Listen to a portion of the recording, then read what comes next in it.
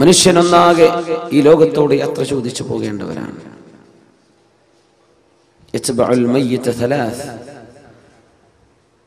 ശരീരത്തിൽ നിന്ന് അള്ളാഹു ആത്മാവിനെ പിടിച്ചെടുക്കുകയും ആ ശരീരത്തിന് മരണം സംഭവിക്കുകയും ചെയ്താൽ മയ്യത്തിന്റെ കൂടെ ഖബർ വരെ അനുഗമിക്കുന്ന 3 പേരുണ്ട്. അതിൽ ഒരാൾ കൂടെ നിൽക്കുകയും ബാക്കി 2 പേർ മടങ്ങി വരികയും ചെയ്യുമെന്ന് റസൂലുള്ളാഹി സ്വല്ലല്ലാഹു അലൈഹി വസല്ലം. യത്ബഉഹു അഹ്ലുഹു വമാലുഹു, യത്ബഉഹു അഹ്ലുഹു വമാലുഹു. ആ മയ്യത്തിന്റെ സമ്പാദ്യം മയ്യത്തിന്റെ കൂടെയുണ്ട്.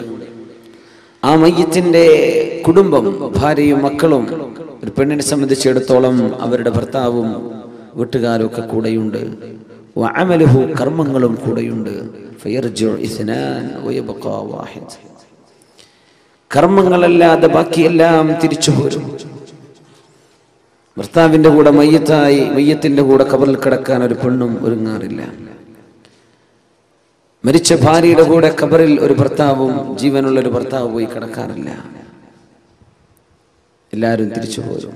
വയബ്ഖാ വാഹിദ്, ഒന്നേ ഒന്ന് മാത്രമാണ് അവശേഷിക്കുന്നത്. അമലുഹു, നമ്മളൊക്കെ ചെയ്തുകൊണ്ടിരുന്ന കർമ്മങ്ങൾ.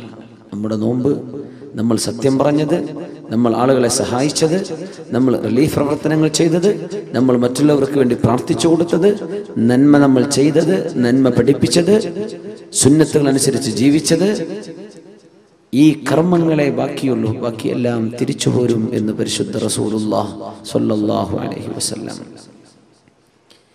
യാത്ര ചോദിക്കുമ്പോൾ നമ്മൾ ചിന്തിക്കേണ്ടത് ഇതാണ്: എൻ്റെ കൂടെ ആരാണ് ഇനി ബാക്കിയുള്ളത്?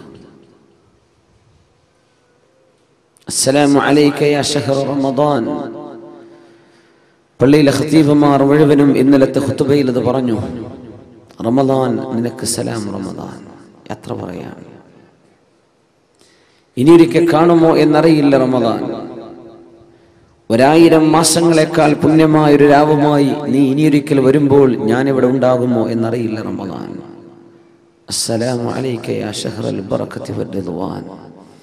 അല്ലാഹുവിൻ്റെ റഹ്മത്തും പുണ്യവും ഒക്കെ എമ്പാടും തന്നിരുന്ന നിമിഷങ്ങൾ നീ ഞങ്ങളോട് യാത്ര പറയാനല്ലേ. ഇനി കാണുമോ നമ്മൾ? ഇനി ഇവിടെ വെച്ച് കാണും. നിനക്ക് സലാം റമദാൻ, നിനക്ക് സലാം. അല്ലാഹുമ്മ തസല്ലംഹു മിന്നാ വസല്ലിം റമദാന ലനാ വസല്ലിംഹു ലനാ സാലിമീന ഗാനിമീൻ. അല്ലാഹുവേ, ഈ റമദാൻ യാത്ര ചോദിക്കുമ്പോൾ അതിൻ്റെ സർവ്വ പുണ്യങ്ങളും നേടിയെടുത്തവരായി നീ ഞങ്ങളെ മാറ്റിത്തരയണമേ എന്ന് പ്രാർത്ഥിക്കണം. അല്ലാഹു അങ്ങനെ ആക്കി തരുമാറാകട്ടെ. അല്ലാതെ റമദാൻ കേവലം ഒരാഘോഷ പരിപാടിയല്ല. ടെക്സ്റ്റൈൽസുകാരൊക്കെ എഴുതി വെക്കുന്ന റമദാൻ പെരുന്നാൾ ആശംസകൾ. ഈ റമദാൻ എന്ന് പറഞ്ഞത് പെരുന്നാളാണെന്ന് കാണുന്നവർ വിചാരിക്കുക. ഈ ക്ഷേത്രങ്ങൾക്കൊക്കെ പല പെരുന്നാളുണ്ടാവും. റമദാൻ പെരുന്നാൾ ആശംസകൾ അങ്ങനെ വായിച്ചു പോകുമെന്ന് പേടിയിട്ട് കോമിട്ടിട്ടില്ലെങ്കിൽ റമദാൻ സ്പേസ് കോമിട്ടിട്ട് റമദാനും പെരുന്നാളും ഒക്കെ ഇപ്പം തന്നെ ആശംസിക്കുകയാണ്.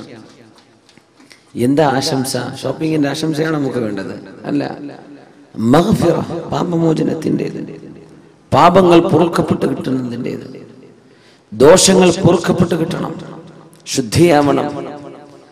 ശ്വസിക്കാൻ ഓക്സിജനും കഴിക്കാൻ ഭക്ഷണവും ഒക്കെ സംവിധാനിച്ച അള്ളാഹുവിനോട്, ആ പടച്ച തമ്പുരാൻ നമ്മെ തൃപ്തിപ്പെടുന്നൊരവസ്ഥ, അള്ളാഹു നമ്മെ സന്തോഷിക്കുന്നൊരവസ്ഥ. റളിയല്ലാഹു അൻഹും വറളൂ അൻഹു ദാലിക ലിമൻ ഖശിയ റബ്ബഹ്. അള്ളാഹു അവരെ തൃപ്തിപ്പെട്ടിരിക്കുന്നു. റളിയല്ലാഹു അൻഹും വറളൂ അൻഹു, അവർ അള്ളാഹുവിലും തൃപ്തിപ്പെട്ടിരിക്കുന്നു. ദാലിക ലിമൻ ഖശിയ റബ്ബഹ്, ഈ സംതൃപ്തി അള്ളാഹു നൽകുന്നത് ലിമൻ ഖശിയ റബ്ബഹു, തന്റെ രക്ഷിതാവിനെ ആരാണോ പേടിച്ചത് അവർക്കാണ്. പേടിക്കുക എന്ന് പറഞ്ഞാൽ തെറ്റ് സംഭവിക്കുമ്പോൾ പേടിക്കണം, തെറ്റ് സംഭവിക്കുമോ എന്ന് പേടിക്കണം, അള്ളാഹുവിന്റെ കാരുണ്യത്തിൽ പ്രതീക്ഷിക്കണം. പക്ഷേ അള്ളാഹുവിനെ സംബന്ധിച്ചുള്ള ബോധം എപ്പോഴാണോ എപ്പോഴും ആർക്കാണോ ഉള്ളത് അവർക്കാണ് അള്ളാഹുവിന്റെ സംതൃപ്തി ലഭിക്കുന്നത്. വറിദ്വാനും മിനല്ലാഹി അക്ബർ. അള്ളാഹു നൽകുന്ന ഈ സംതൃപ്തിയാണ് ഏറ്റവും വലിയ അനുഗ്രഹം. പടച്ചവൻ എന്നിൽ സംതൃപ്തനാണ്. വിഷമങ്ങൾ വന്നാലും ലക്കൽ ഉത്ബ ഹത്താ തർളാ, അല്ലാഹുവേ പരീക്ഷണങ്ങൾ നീ നൽകിയാൽ പോലും നിനക്ക് ഞങ്ങളോട് ദേഷ്യമില്ലെങ്കിൽ അല്ലാഹുവേ ഇതൊക്കെ ഞങ്ങൾ സഹിക്കാൻ ഒരുക്കമാണ്. അഷ്റഫുൽ ഖൽഖിന്റെ കാലിന് ചോര വന്നപ്പോൾ ദുആ ചെയ്ത പ്രാർത്ഥന അതാണ്. ത്വായിഫിൽ വിഷമിച്ചപ്പോൾ പ്രാർത്ഥിച്ചത് അതാണ്. ലക്കൽ ഉത്ബ ഹത്താ തർളാ ഇല്ലം യകും ബിക ഗളബൻ ഫലാ ഉബാലി.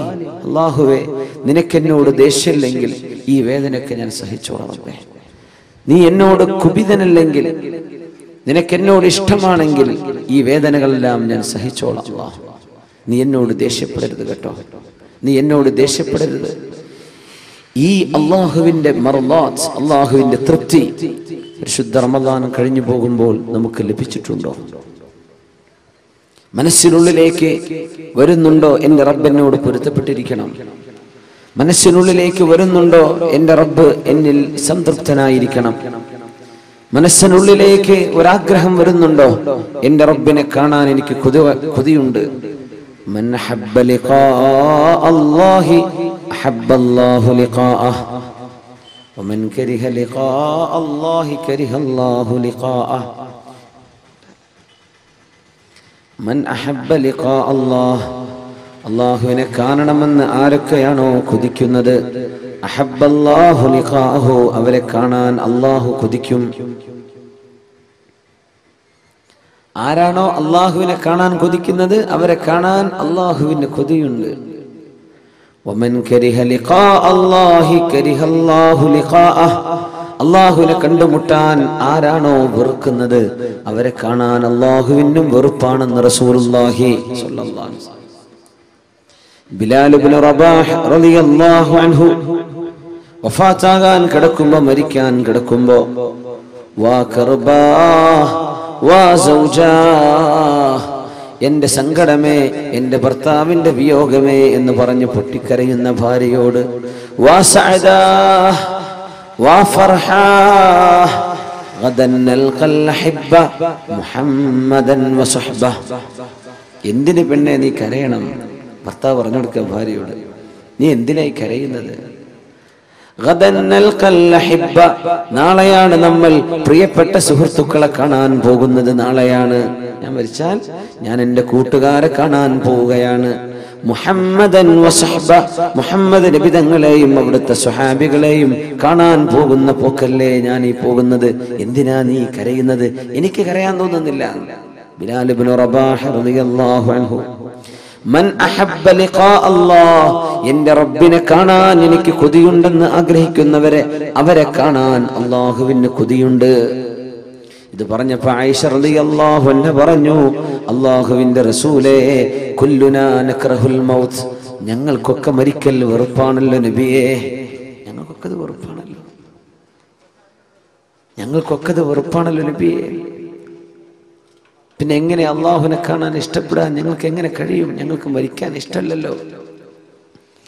ആയിഷ ബീവി, അത് സ്വാഭാവികമാണ്.